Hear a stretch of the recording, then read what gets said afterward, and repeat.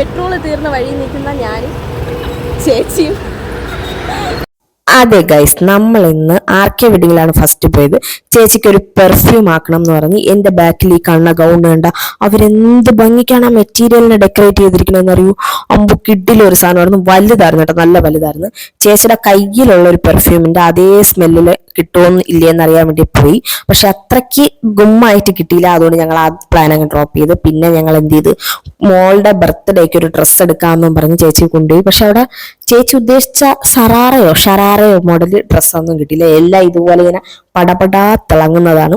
പിന്നെ രാമചന്ദ്രൻ കയറി കുറച്ച് കമ്മല്, വളയും മാലയും എല്ലാം വാങ്ങിച്ച് അപ്പോഴത്തേക്കും ദാ വന്നു. തീർന്ന വഴി നിൽക്കുന്ന ഞാനും ചേച്ചിയും. കുപ്പിയിൽ ഒരിടത്തുനിന്നും പെട്രോൾ തരണില്ല. അത് നിൽക്കണത് പെട്രോൾ പമ്പിന്റെ ഫ്രണ്ടിൽ, എന്നിട്ട് പോലും പെട്രോൾ ഇല്ല ഗായ്സ്. വരും ചേച്ചിയുടെ ഇക്ക വരും, ഇക്ക 1 2 3 വരും.